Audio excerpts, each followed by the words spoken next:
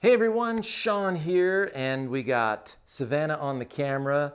Munashi is getting ready for his fitting next week, and this is gonna be an important video for getting you prepared properly for your driver fitting. So whatever driver you have right now, we need to have a slightly ascending blow or at least level to the ground. And I'm gonna show you two drills that are gonna help you improve the consistency of your swing with the driver before you go to that driver fitting. So stay tuned, important video. Now, before we start, of course, you want to subscribe and leave a comment. Make sure you ring that notification bell, right?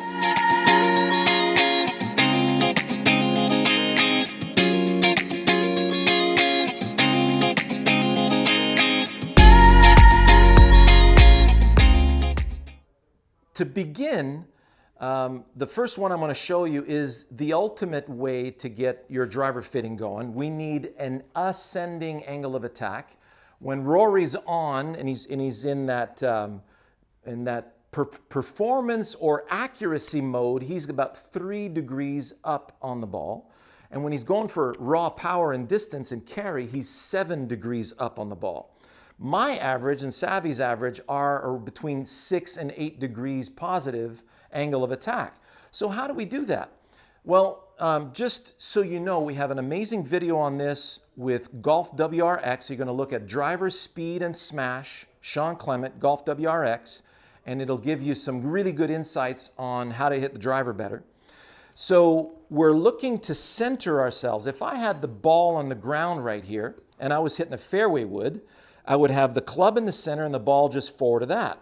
And then I would just allow the sole of the club to follow along the surface of the ground in the direction I want that ball to go. So I like to start from center and face my club while my eyes are on the tee. So now it feels like I'm going to catch the tip of the tee slightly on the way up. See that? So I can see that the blur of my club is bottoming out here, and then it's catching the tip of the tee on the way up and over an intermediate point. So make sure there's a tee in front of you when you go to that place, whatever place that you want to do your fitting from, like Club Champion is fantastic. We have TXG here in Toronto. And then, so make sure you have a tee or something in front of the ball. Now I can see that arc in my view, and I'm just following that arc through the tip of the tee and over that intermediate point. So I'm just sticking with that direction. So when I stick with that direction, oh, it's on lefty. I'm going to get a very nice angle of attack. That ball is coming out nice and high with very, very low spin. So let's have a look at that again. So I'm centered with my club. My eyes are on the back of the tee. I'm feeling that this is the lowest point of my arc here, and I'm catching the tip of the tee on the way up and in that direction. Here we go. Okay, so a little low on the face. That angle of attack was at 6 degrees up, and the path was 7 degrees out to in. You can see it right there, okay? So if we can continue to have a very consistent angle of attack, and we stay with the direction that we want the ball to go, okay, another nice angle of attack. That was 5.5 up. That was 11 degrees in to out. And we'll do one more of that.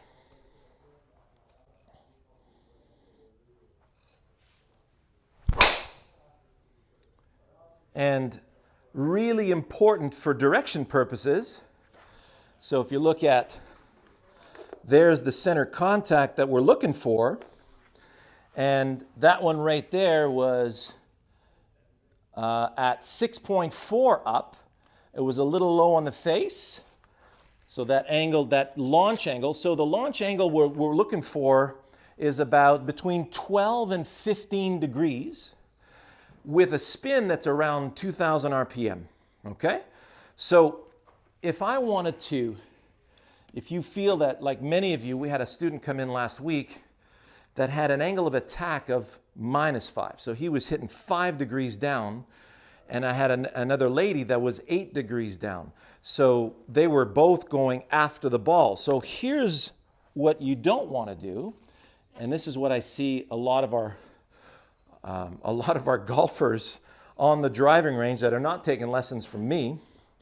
So they face the ball. See where I'm at right now? My shoulders are wide open, my hips are open, and my angle of attack now, you'll notice from the ball, everything goes up. Everything's coming down at the ball. I'll do a pop fly, or I'll tend to brush to the left, or I'll tend to slice to the right. So to get rid of this downward angle of attack, let's go back to your fairway wood. So if I was hitting 3-wood or even driver off the deck here, all I'm looking for is for the sole of the club. I mean, look how nice and round that is on the bottom. I'm just going to take the sole of the club, hear that sound? And I want it to deflect along the surface of the ground in the direction I want that ball to go. So let's look at one off the deck right here.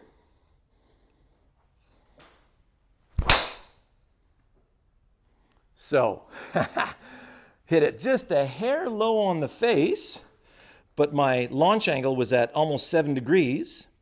And notice my spin rate there was at 2,700, and my carry was just a little over 200 yards.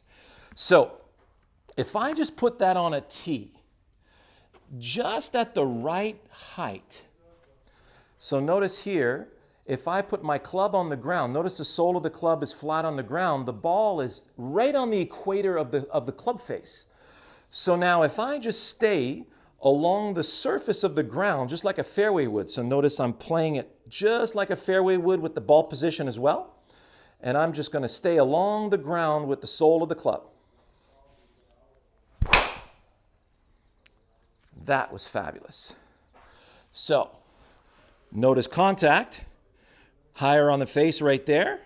My launch was almost 10 degrees. My spin was only 1,400, right? And my carry at 252, that's going to give me, we're getting a rollout here to 290. So I'm still hitting that sucker 290 yards. And the beauty of it is that when I'm staying along the ground that way, well, I get to have center contact and I get to use the ground as a training aid. So, same thing, club in the center, face the club, and now I'm just whipping along the surface of the ground in the direction of my intermediate point.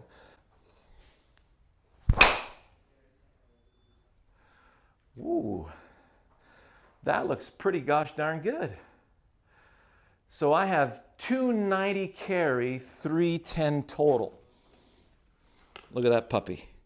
So 286 carry, 2,000 RPM, and we're looking at a path that's 5 degrees in to out, and my launch angle on that was 12 degrees. So I'm still getting a really nice launch on that. And notice, because I'm staying along the surface of the ground and I'm hitting a lot less up on it, my angle of it, my approach angle is much less. It goes from 10 to 5. So it just makes that swing a lot more accurate. If you tend to pick it up too much on the outside because you're trying to hit the ball, you'll tend to scuff the ground too much on the way through, and that's where you get these balloons. So hitting down on the ball and getting a lot of spin there's not one driver in the industry that's going to be able to help you out. So if we stay along the surface of the ground and you look at, so that my club face there was only 1 degree closed, and my angle of attack, so that was 2.3 degrees up. So it limits to the amount that I can hit up on it. but I'm hitting up on it just enough to get it on a decent launch, on a nice low spin, and I'm getting a solid contact and a decent path. So for most of you, this is really going to help you out. It's our driver for accuracy Shawn Clement video on YouTube. Take a look at that one and get that driver swing together and practice it before you go to that fitting. It will save you a bunch of money. So stay tuned for next week when we got Menashe coming in. So make sure you subscribe to our channel, because Menashe is, just to give you a little preview, that Callaway Maverick driver is basically topping out around 330 to 340 yards for the Nash. So we'll see you next week. Stay with us.